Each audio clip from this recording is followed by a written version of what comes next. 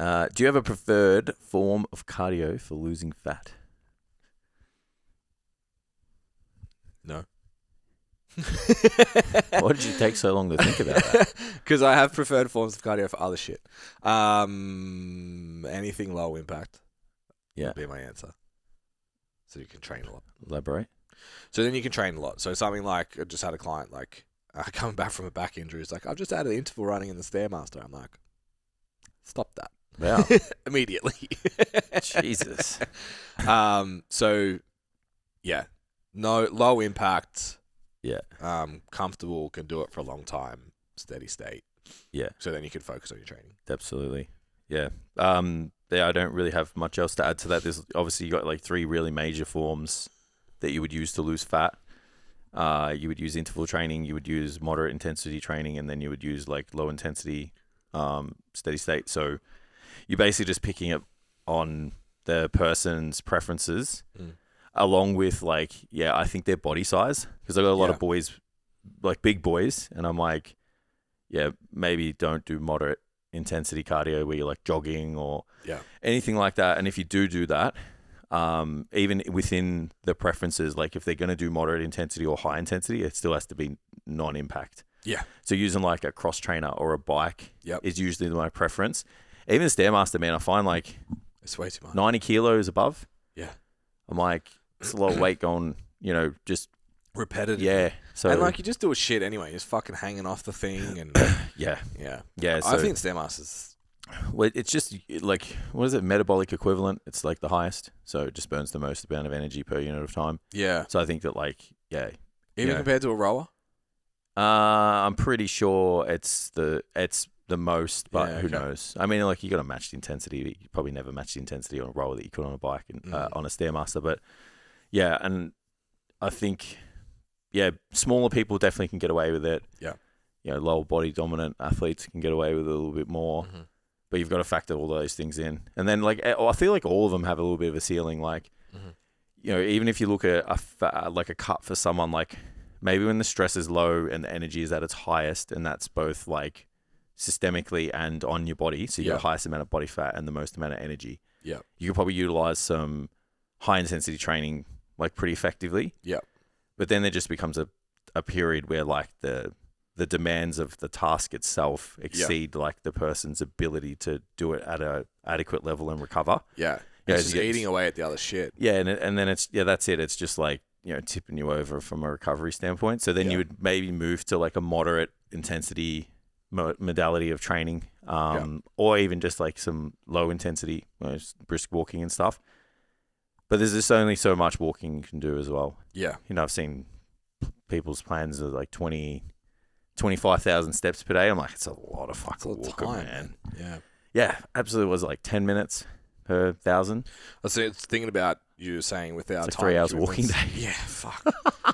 The time commitment that you were mentioning before, like coming up, I'm like, I want to keep that 10K steps. Yeah. I'm going to have to put the walking pad back under the desk. Yeah.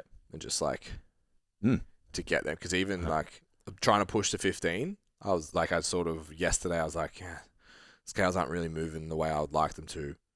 I've been hitting 10. I was hitting 10 outside. Now I'm hitting maybe a third of those on the treadie. Yeah. Just because I've been busy. Like, maybe I have to push them. And like I got 13.5 last night, and I got off the treadmill at like 8 p.m. I was like, okay, needs to Q&A should have been done on this. Yeah, you got to be more strategic. Yeah. Yeah. But like there's not one's more superior than the other. I guess you just probably got to know the ceilings, like when to apply them so you get the max effect. And then each one of them is going to have a ceiling. You can only do so many interval sessions. Yeah. You can only do so much walking, and even in between that. But I like a bit of a combo, to be honest. I have call it a restoration protocol that was given to me that my results were incredible. And every client I've given to that's actually done it has also been incredible. Yeah. I think I dropped my heart rate by 15 BPM. Yeah. In like 3 months. Yeah, it's pretty good. 2 minutes on, 1 minute off on the air bike for 6 rounds, 3 minute break, another 6 rounds. Yeah. So I've been playing with it at the moment instead of just the air bike because it's boring. And there's usually two of us training, and there's only one air bike in the gym.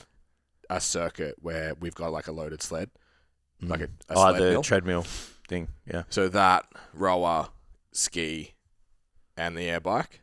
So you do the sled into the ski because your legs are fucked. What's the interval again? 2 minutes. 2 on, 1 off. Yeah. Yeah. Yeah. But it doesn't have to be like you need to last 12 rounds, not push. That makes sense. Yeah, it should be at a cadence that's continuous, right? That you're not fucked at. Yeah. What would you say that's an RPE of, like 7, 6? 5. Low. Yeah, 5. Yeah. If you're unfit, man, like I was 100 kilos. Yeah. And big and heavy and slow. Yeah. And I was, I reckon my RPM was like 45 on the air bike. I sit at 55 now. Yeah. I like using RPE for cardio. Yeah. I think wasn't that designed for that? It was initially. Yeah. I really RPE like was it. like a session for athletic. It was session based for athletic training. Yeah. I like it. I like using it. I send people like the time and the frequency, and I just tell them the RPE. RPE. I like that. Yeah. And I'm like 5 should be continuous. Yeah, because I think then it's like just above that, slightly harder than me. I think your fitness levels affect your heart rate so much that like even giving people heart rate zones. No, that's what I mean. I never, because I've work. had people say to me like, "What heart rate zone should I be in?" And I'm just like, I feel like you just are better off working off the feel because like if you're unfit, your heart rate's gonna be just jacked. fucking catapult through the roof, and then it's gonna gradually come down. And then like I just don't trust like the accurate measurement, and like no one's really got a smartwatch that's it's useful. actively kind of measuring your heart rate. So I'm like, this is it's the measurement and photo thing again. Yeah.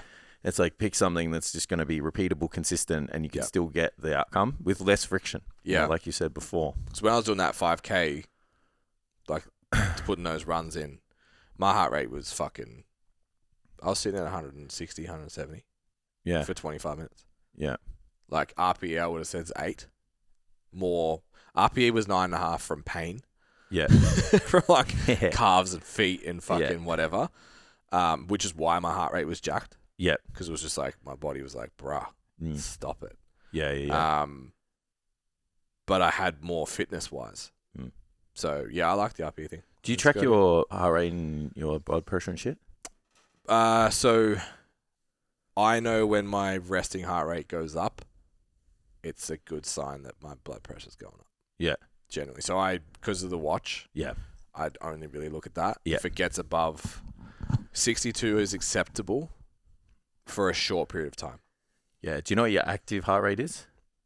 I don't know if it tells me. Yeah. Like an average high. Yeah. I think that's what tracking the blood pressure will give you as well. Like when you take your blood pressure, it'll give you your heart rate, like your active heart rate. Oh, yeah. Because you're awake. Well, so I will look at my heart rate throughout the day. It always sits around like 80, 90. Yeah, mine was like 82, I think. Yeah. Blood pressure's like 120. Depends how much coffee I've had. Yeah. Yeah. Yeah. My BP's like 120 over 80, 120 over 75. That's great. It's pretty good. There's times of the day where it's not. Well, yeah. Yeah. I would imagine mine is decent. I can tell when mine's not. Get these like glowy things under my eyeballs. So that the phone just like for the heart rate thing only tells you the low and the high. Yeah. So if I spend a week over 60, that's a problem. As in resting? Yeah. Yeah. So that's when I'll start. I have to wear my watch. I haven't done a resting one in a while. It used to be around 42, but then like the heavier I've gotten, it's kind of been creeping 42 resting. It used to be 42, yeah. Lordy. Yeah, and then it got to like 47. Yeah. 48, but I reckon it'd be a little bit more now. Oh, actually, maybe not. I'm a lot fitter now. Yeah. Yeah. Should see me on that cross trainer, mate. Fucking going for it. My benchmark is under 60. Yeah. Like it should be there, and then if I'm over 62 extended period times, like you need a day off. Yep. As in you won't train? Like a day off life. Oh, yeah. Check it out, guys. Yeah, just like you need to have a day this week that's relaxing. Yeah. Yep. Go to bed early, that kind of shit.